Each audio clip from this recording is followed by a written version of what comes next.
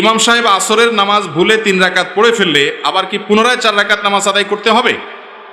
ইমাম সাহেব আসরের নামাজ বা জোহরের নামাজ বা এশার নামাজ যে কোনো নামাজ যত রাকাত পড়ার কথা তার আগের রাকাতে বসে গেছে, 4 রাকাত আরেকটা 3 রাকাতে বসে গেছে।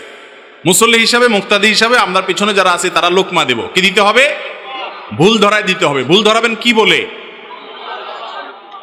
মাশাআল্লাহ, এলাকার মানুষ তো অনেক ভালো জানে, দেখা যায়।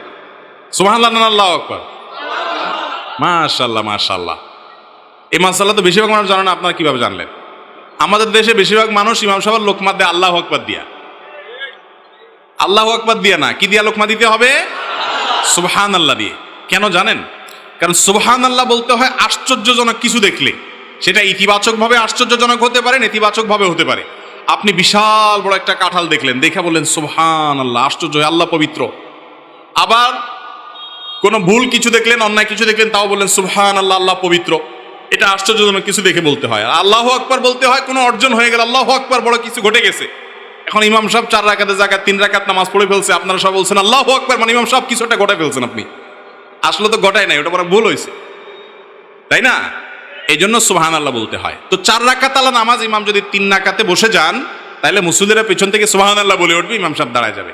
আর যদি ইমাম সাহেব মুসল্লি সব এক গ্রুপের লোক হয়, অর্থাৎ কারোর কোনো খবর টবর নাই, 3 রাকাত 4 রাকাত হুঁশদিশ কিছু নাই, সব তাদের চিন্তাধারা আরশে আজিমের উপরে ছিল বা সিদরাতুল মুনতাহা বা উপরের জগতে ছিল, খবর নাই কয় রাকাত হয়েছে, এরকম যদি হয় তাহলে কি করবে? তাহলে সেক্ষেত্রে ইমাম সাহেব সালাম ফেরানোর পর যদি টের পায় যে রাকাত 3টা হয়েছে আর ইমাম সাহেব কথাবার্তা না বলে থাকে, দাঁড়ায় যাবে, দাঁড়া আরেক রাকাত পড়ে সেজদা সৌদি নিবে, নামাজ হয়ে যাবে। আর যদি কথাবার্তা বলছে, উঠা বসা করছে, এদিক সেদিক গেছে, এরপরে ধরা পড়ছে রাকাত সংখ্যা কম ছিল, তাহলে এবার কি করবে? আবার শুরু থেকে নামাজ পড়তে হবে। আজকাল তো রাকাত সংখ্যা কম না বেশি এটা নিয়েও মুসল্লিরা সন্দেহের মধ্যে পড়ে যায়।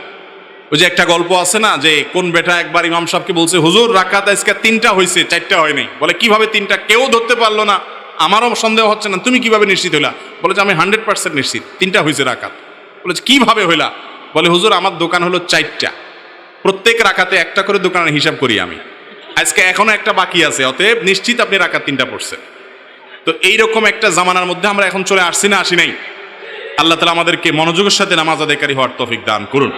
তো ইমাম সাহেবের ভুল হওয়াটা অস্বাভাবিক না। আবার এটা আরেক মুসিবত, আমাদের দেশে ইমাম সাহেবদের ভুল হলে আর রক্ষা নাই। মুসল্লিরা মনে করে হায় হায়, ইমাম সাহেবের আবার ভুল হবে কেন? ভাইরা আমার, এটা মূর্খতা। যে মানুষ ইমাম সাহেবের ভুলে আশ্চর্য হয় সে মানুষটা হলো মূর্খ। কারণ ইমাম সাহেব মানুষ, তার ভুল হতে পারে। ইমাম সাহেব তো ইমাম সাহেব।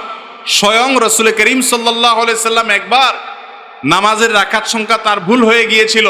সালাম ফেরানোর পরে সাহাবীরা পেছন থেকে বললেন, ইয়া রাসূলুল্লাহ আনাসিতা আম কুসিরাতিস সালাহ, আপনি ভুলে গেছেন নাকি রাকাত একটা কমাই দিয়েছে আল্লাহ তাআলা? সাহাবীরা পেছন থেকে বলতেছে।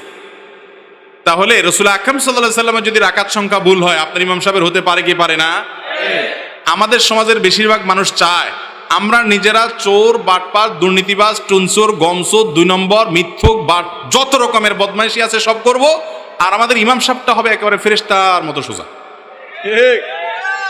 ইমাম সাহেবটা হবে এরকম যে সে ভাজা মাছটা উল্টে খেতে পারে না, আর আমি হব দুনিয়ার বাটপার। এটা কোনো আদর্শ মুসল্লি বা মুক্তাদির কাজ হতে এই দেশে যত ফতোয়াবাজি, যত মাসআলা দিয়া খোঁচাখুচি, এগুলো সব 2 শ্রেণীর মানুষের বিরুদ্ধে হয়। এক হলো মহিলাদের বিরুদ্ধে, আর একটা হলো হুজুরদের, ইমাম সাহেবদের বিরুদ্ধে। সব হুজুর না, ইমাম সাহেবদের বিরুদ্ধে যত খোঁচাখুচি মাসআলা মানুষ জিজ্ঞেস করে, ঠিক না বে ঠিক? ভাইরা আমার, অতএব মনে রাখতে হবে ইমাম সাহেব বেচারার ভুল হতে, শুধু ভুল হতে পারে তা না। এই যে আপনার কাবার ইমাম সাহেবরা, তাদের তেলাওয়াতের মধ্যে একবার সম্ভবত সূরা কুল কাফিরুন না জানি সূরা ফাতিহাতে হারামের একজন বড় ইমামের ভুল হয়েছে, আয়াত উনি পাচ্ছেনই না, পেছন থেকে লোকমা দিতে দিতে তারপরে লাইন পাইছে। আমাদের দেশে হলে বলতো যে এই লোকরই ইমাম বানাইছে যে এত ছোট্ট সূরা ভুল করে বসে আছে। আপনারা ইমাম সাহেবদের ভুলটাকে খুব কঠিনভাবে দেখার কারণে এই যে রমজান আসতেছে, অনেক মসজিদের হাবেশ সাবরা তারা নিজেরা একটা সিস্টেম করে নেয়, মাইতোরা হাজি বগয়ম তুমোরা হাজি বগ, বুঝেন? মানে হলো তোমার আমি হাজি সাহেব বলবো, আমার তুমি হাজি সাহেব বলবো, তোমার ভুল হবে আমি ধরবো না, আমার ভুল হবে তুমি ধরবো না, আমরা পরে হিসাব নিকাশ করে নেবো। কারণ মুসল্লি এগুলা সব যে পরিমাণ মূর্খ সুর্খ, ভুল হলে বলবো কি হবে সাহেব নিয়ে আইছে, ভুল হয় কেন? ভুল হওয়া মানুষের কাজ না, মানুষের স্বভাব না, মানুষ মানেই ভুল। অতএব এটাকে অনেক বড় করে দেখা যাবে না। ইমাম সাহেবদের ভুল হলে সেটাকে নিয়ে আশ্চর্য হওয়ার, ট্রল করার কিছু না। তবে হ্যাঁ, অমনোযোগিতা থাকাটা দোষের, সেটা ইমাম সাহেব হোক আর মুক্তাদি সাহেব হোক, সবার জন্যই সমান। তাহলে ইমাম সাহেবের ভুল হলে ধরায় দিবেন। যদি নামাজের পরে কথাবার্তা বলেন, তারপরে যে দোকানদার এসে বলে যে হিসাব একটার কম রয়ে গেছে, কথা বলে ফেলছেন, উঠে পড়ছেন, তাহলে নতুন করে নামাজটা জায়গা পড়বেন।